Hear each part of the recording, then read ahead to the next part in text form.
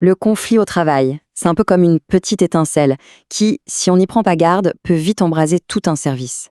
La question c'est est-ce qu'on continue à jouer les pompiers, à courir partout pour éteindre les feux, ou est-ce qu'on prend le temps de devenir de véritables architectes, des architectes d'un climat de travail serein? C'est exactement ce qu'on va voir, comment passer de la réaction à chaud à la prévention intelligente. Allez, on se met en situation. Un conflit éclate, la tension est palpable, les mots fusent, c'est la crise, l'urgence totale. Et là, la toute première réaction, la première décision, eh bien elle est cruciale. Elle peut soit calmer le jeu, soit jeter de l'huile sur le feu et faire exploser toute l'équipe. Alors face à ce genre de situation, en général, il y a de grandes approches. Deux écoles, si on veut. D'un côté, on a la réponse réactive, le fameux au cas par cas. On gère à chaud, on improvise. Et de l'autre, on a la politique proactive. Là, c'est différent, on a un cadre RH qui est déjà pensé, qui est structuré. C'est vraiment le jour et la nuit, et c'est ce grand écart qu'on va décortiquer ensemble. Ok, plongeons d'abord dans ce qu'on voit le plus souvent, la fameuse gestion pompier. L'image est assez parlante, non? On passe son temps à courir avec un extincteur pour éteindre les incendies, mais on ne se demande jamais vraiment pourquoi il démarre. Le scénario type, il est super classique. On a deux personnes qui s'écharpent, le manager qui essaye de jouer les médiateurs en mode bricolage, et bien sûr, ça ne marche pas. Pire, la situation s'envenime. Et là, panique à bord, on appelle les RH en catastrophe.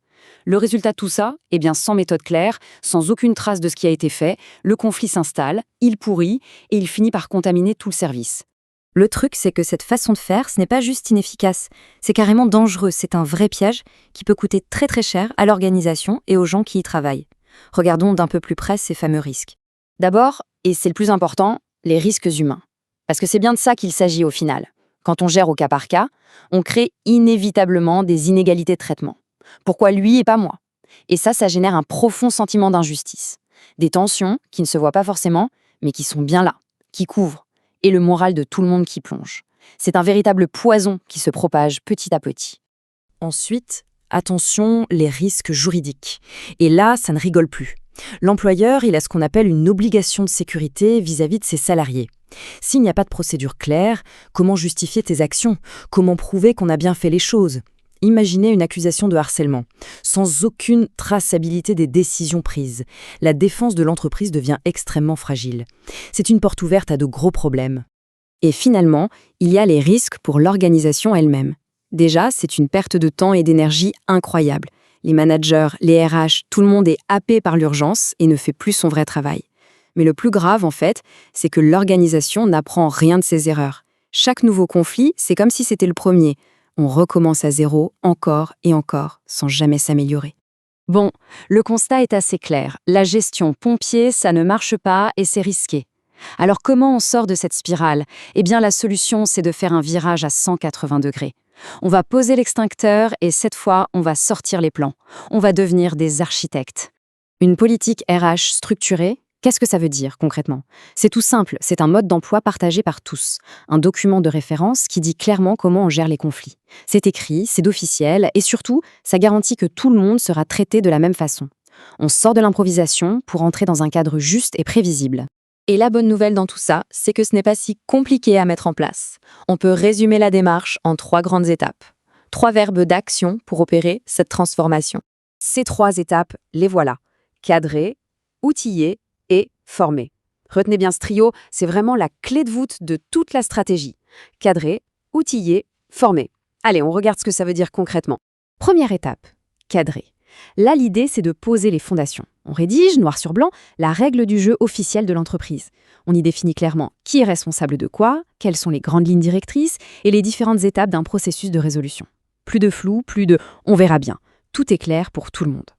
Deuxième étape, outiller. Une fois qu'on a le plan, il faut les bons outils pour construire. C'est exactement ça. On met en place des choses très concrètes. Un moyen simple et sûr pour signaler un problème, des grilles d'analyse pour aider les managers à être objectifs, on identifie des personnes ressources, des médiateurs, bref, on équipe les gens pour qu'ils puissent appliquer la politique. Et enfin, la troisième étape qui est peut-être la plus importante, former. Parce que les meilleurs plans et les meilleurs outils du monde ne servent à rien si personne ne sait s'en servir. Il faut donc former les managers, bien sûr, mais aussi sensibiliser l'ensemble des équipes. Le but, c'est de créer une vraie culture de la prévention et de faire en sorte que chaque situation devienne une occasion d'apprendre et de faire mieux la prochaine fois. Quand on met en place ces 3 étapes, cadrer, Outillés, formés, on fait beaucoup plus que juste rédiger un document RH. On change complètement de philosophie. On passe d'une gestion de crise purement réactive à une vision de long terme. On devient stratégique. Et c'est là qu'arrive le changement de perspective le plus fondamental. Un conflit, en fait, ce n'est pas juste un problème à régler au plus vite. Non, il faut le voir comme un signal, un symptôme, le signe que quelque chose, que ce soit dans l'organisation du travail, les process ou le management, mérite d'être regardé de plus près.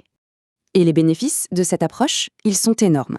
Sur le plan juridique, l'organisation est bien plus solide. Sur le plan humain, la confiance des salariés est renforcée parce qu'ils savent qu'il y a un cadre juste. Le climat de travail s'apaise de façon durable. Et au final, tout ça devient un vrai plus pour l'entreprise. Ça aide à attirer les talents et surtout à les garder. Alors pour finir, la question mérite d'être posée pour n'importe quelle organisation.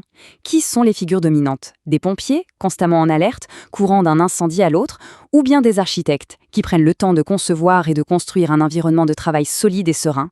En réalité, ce choix il ne définit pas juste une procédure, il définit toute la culture d'une entreprise.